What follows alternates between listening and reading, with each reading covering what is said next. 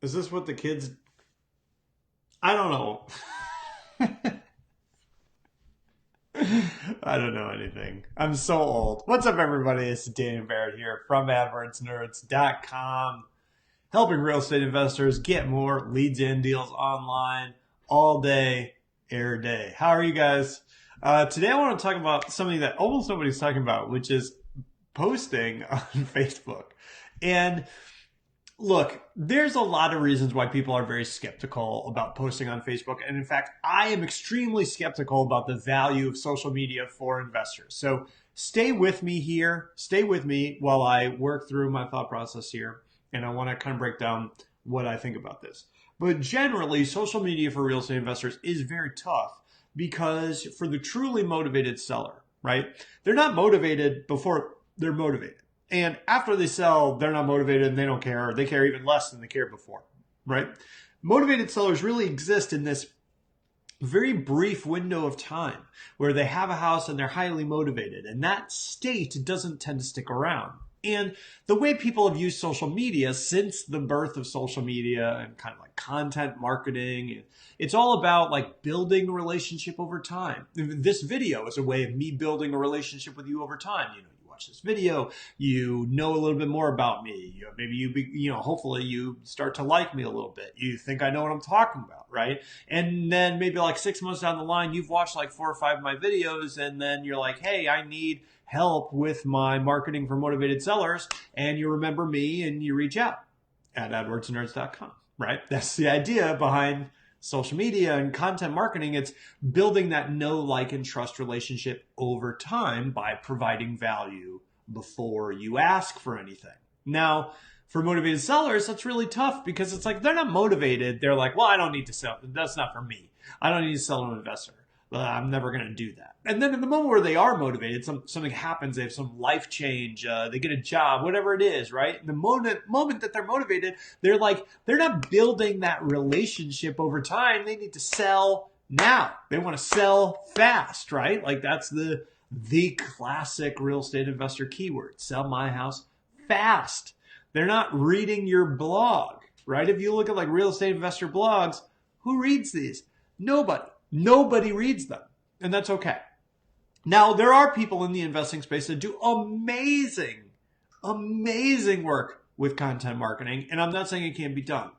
And in fact, I always say, like, look, there's an entire channel on TV that's basically just filled with videos of people flipping houses all day. So people are interested. You can do the content marketing thing. You can do that over time. It's just hard, takes a lot of investment, takes a lot of time. But there are lower investment ways that you can use to get some content out there and form those relationships with the content marketing structure that so many people like.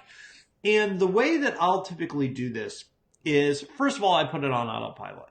Now, I've been developing for a while a service for investors that's basically like a content marketing service that's creating high quality content. These are like blog posts between 500 and 1,000 words. We create a couple of them a week. These are like really well researched, really well done articles that are like actually valuable, that someone would actually want to read, right? I mean, I think if you look at most investor blogs, no one actually wants to read a blog post that's like 7 tips to sell your house fast in Topeka, right? Because it's like everyone knows what that is, right? But there are a lot of things you can write about in the housing market, right?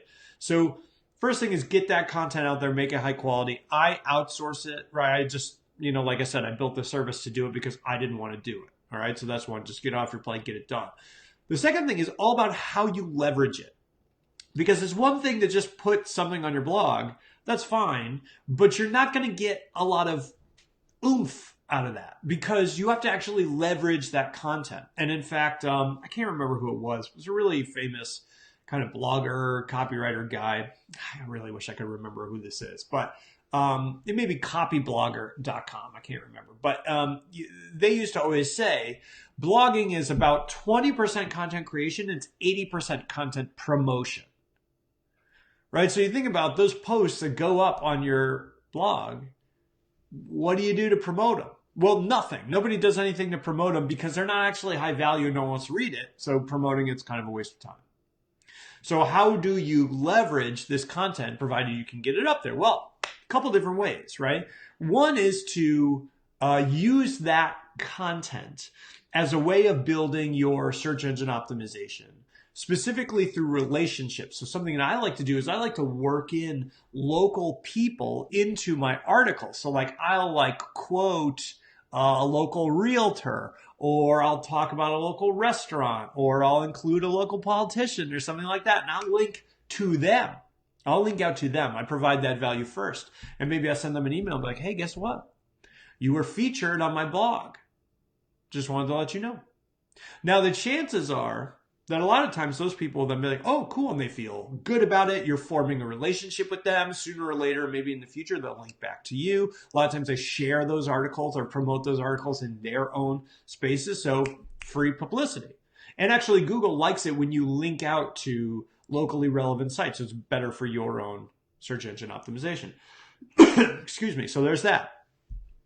Another thing I like to do, put that stuff on your Facebook page. So nobody talks about Facebook pages anymore. And that's because a couple of years ago, Facebook was like, hey, I know you got all these people that like your Facebook page, but we really don't want Facebook pages to show up on anybody's timeline anymore. So they just kind of shrank the reach. And now if you have, let's say, 100 people that like your Facebook page, about 7 to 16 of them actually see anything that you post.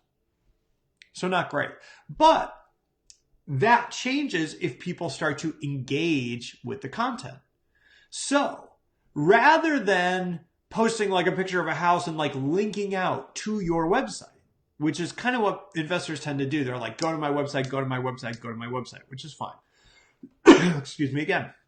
Instead, you can think about how to use Facebook as its own channel.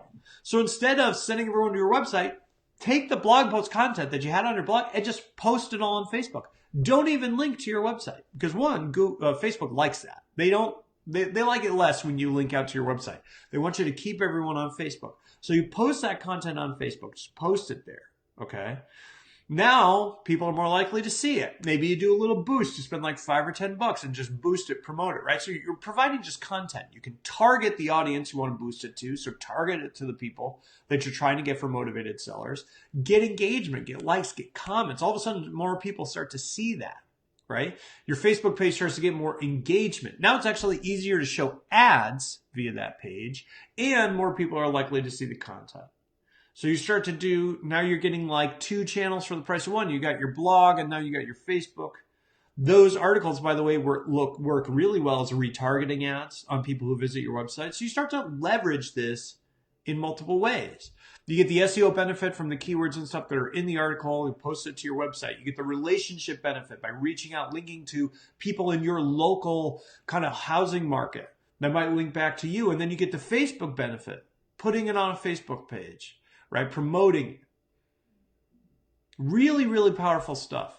And this just goes to show it's like investors think there's like a way. What's the way? Well, the way is I have these blog posts that come out every week. I post them on my thing. Nobody reads them.